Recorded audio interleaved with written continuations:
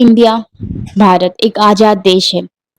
फिर भी लोगों की सोच और लोगों के रवैये जिस तरह से हमारे देश में एक नफ़रत की मुहिम चल रही है, ऐसा ही कह सकते हैं कि एक नफ़रत की मुहिम चल रही है।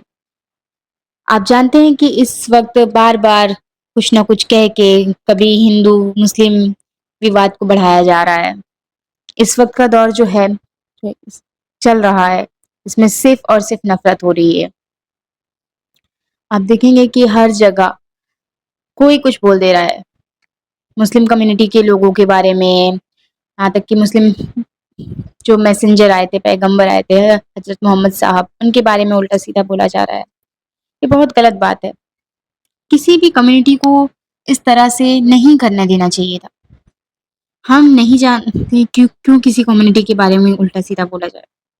आइए देखते हैं कि इस पर इम्तियाज़ जलील जी ने क्या कहा है और उन्होंने एक स्पीच दी है लोगों के बीच में। उन्होंने कहा कि इस पे वो चुप नहीं बैठेंगे और इस बात के लिए सज़ा ज़रूर मिलनी चाहिए। इस पर उन्होंने स्पीच देते हुए क्या-क्या कहा आप देखते हैं।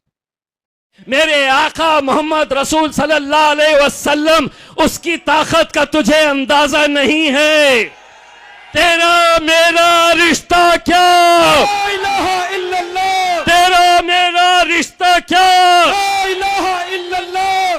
तेरा मेरा रिश्ता क्या, ला इलाहा इल्लल्लाह। अरे तेरा मेरा रिश्ता क्या, ला इलाहा इल्लल्लाह। दोस्तों, हमें खत्म करने के लिए, हमें कमजोर करने के लिए कैसी कैसी साजिशें रची जाती है। आप इस बात का गवाह होंगे कि जब हमारे नबी करीम सल्लल्लाहु अलैहि वसल्लम के खिलाफ किसी ने गुस्ताखी की तो महाराष्ट्र के तमाम मुसलमान लीडर्स खामोश थे, लेकिन मैंने कहा कि ठोकर मारता हूं ऐसी सियासत को कि मेरे आका के ऊपर जब बात आएगी तो चलो निकलो सड़कों के ऊपर। और कैसा काफिला निकला आपने देखे हैं हिंदुस्तान की तारीख के अंदर। मुझसे हुकूमत ने, शिवसेना की, भाजपा की हुकूमत ने पुलिस के जरिए एक पैगाम पहुंचाया और उन्होंने कहा कि हम तुम्हें मुंबई तक आने नहीं देंगे। हमसे कहा गया कि तुम्हें कुछ किलोमीटर के बाद ही रोक दिया जाएगा। मैंने उनको एक जवाब दिया कि तेरी ताकत का अंदाजा मुझे है कि तू कितनी ताकत लगा सकता है। अरे लेकिन जिसके नाम के ऊपर हम निकल रहे हैं, मेरे आका मोहम्मद रसूल सल्लल्लाहु अलैहि वसल्लम, उसकी ताकत का तुझे अंदाजा नहीं है। और अल्हम्दुलिल्लाह मुझसे कहा गया ना निकलो। मैंने कहा हिम्मत है तो रोक के बता। हिंदुस्तान की तारीख के अंदर 42 किलोमीटर तक का काफिला, कितने सारे पुलिस के बड़े अधिकारी मुंबई में पहुंचने के बाद मुझसे कहने लगे, कोई कहता था कि मेरी 30 साल की सर्विस के अंदर मैंने इतना बड़ा जुलूस नहीं देखा, इतनी बड़ी रैली नहीं देखी। ये मैंने नहीं किया, मैंने सिर्फ आवाज लगाया कि ऐसी सियासत, ऐसी राजनीति, ऐसे डर को हम ठोकर मारते हैं। अगर हमारे आका के नाम के ऊपर अगर इम्तियाज जलील की जान भी चली जाए तो मैं अपने आप को फख्र महसूस करूंगा।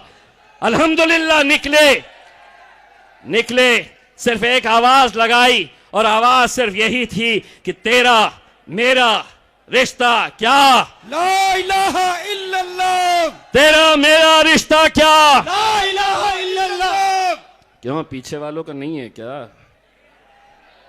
जो कुर्सी पे बैठे हुए हैं, आपका हमारा उनका रिश्ता नहीं है क्या? बोलो जोर से, हाथ ऊंचा करके, तेरा मेरा रिश्ता क्या, ला इलाहा इल्लल्लाह। अरे तेरा मेरा रिश्ता क्या, ला इलाहा इल्लल्लाह। तेरा मेरा रिश्ता क्या, ला इलाहा इल्लल्लाह। अरे तेरा मेरा रिश्ता क्या। ला इलाहा इल्लल्लाह।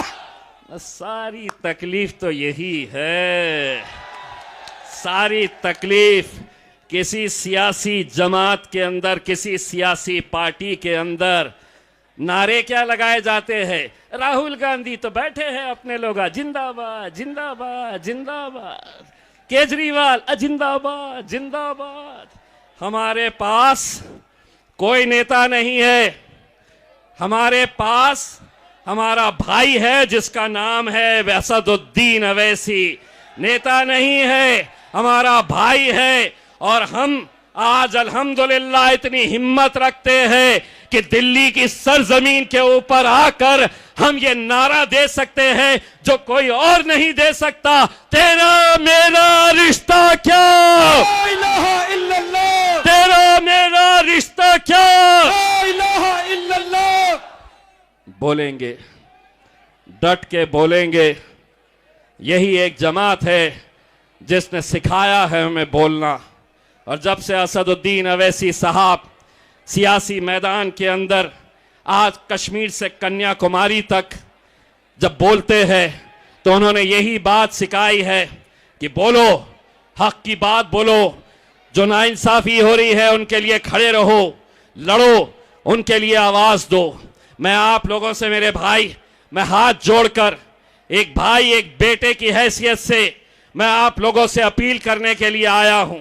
इस बार हमारा सर शर्मिंदगी से झुकने मत देना। बहुत हिम्मत करके हमने ये फैसले लिए हैं।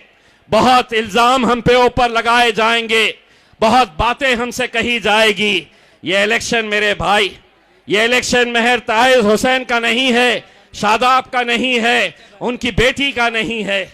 आप तसव्वुर करिए मेरे भाई, कैसे 5-5 साल बिना किसी जुर्म के साबित हुए जेलों के अंदर बंद है। आज कम से कम अगर ये जीत कर आ जाते हैं तो अगली बार जब ऐसा कोई मामला आएगा तो पुलिस खुद कहेगी, सरकार खुद कहेगी, अमित शाह, नरेंद्र मोदी खुद कहेंगे कि इनको बाहर करो, इनको जेलों में मत डालो। अगर जेल में डाले तो ये एमएलए बनकर बाहर निकलते हैं। समझो, समझो। ये समझते थे कि सिर्फ आरएसएस को दिमाग है, हमको भी है। अब हमको भी अच्छे तरीके से समझ में आता है कि क्या बोलना, कितना बोलना, कहां बोलना। नहीं तो आपको मालूम है ये जितने भी खड़े हैं ना लेके, ये ढूंढते रहते हैं। जब भी हम गए, असद साहब आए, तकरीर 1 घंटे की रहो, ढूंढते हैं कि 30 सेकंड का मसाला कुछ मिलता है क्या। और अगले दिन दनादन बस 30 सेकंड के वही मसाले के ऊपर चलता है। लेकिन मेरे मीडिया वाले भाइयों, मैं भी 24 साल पत्रकारिता कर चुका हूं। अब मुझे मालूम है कहां क्या बोलना। आधा हम बोलते, आधा पब्लिक बोलती। अब जैसा जो लोग इस मुल्क के अंदर फिजा खराब कर रहे हैं, अब हम उनके बारे में आधा हम बोलेंगे, आधा ये बोलेंगे। सभी का खून शामिल है यहाँ की मिट्टी में,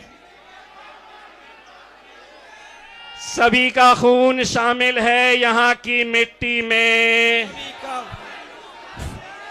ये मुल्क हमारा है। कौन बोला है वो हमारा है?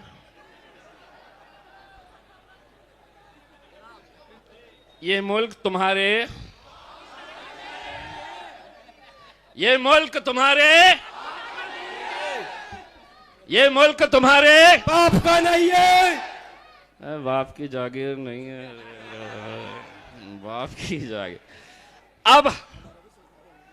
अब ये केस मेरे पे बना सकते क्या? नहीं बना सकते। आधा अपुण बोले, आधा ये बोले, तो इनके हाथ में क्या लगा? इसको क्या बोलते? बाबा जी का लो, ना केस ना कुछ। हमको समझ में आ गया। अब हम इशारों में भी बात कर लेते हैं तो लोग समझ जाते हैं। हम अगर खामोश खड़े खड़े ऐसा यूं भी देख लिए तो लोगों को मालूम पड़ जाता है कि अब ये पतंग के ऊपर मोहर लगाना है करके। थोड़ी सी जमीन हिलती हुई नजर आ रही है।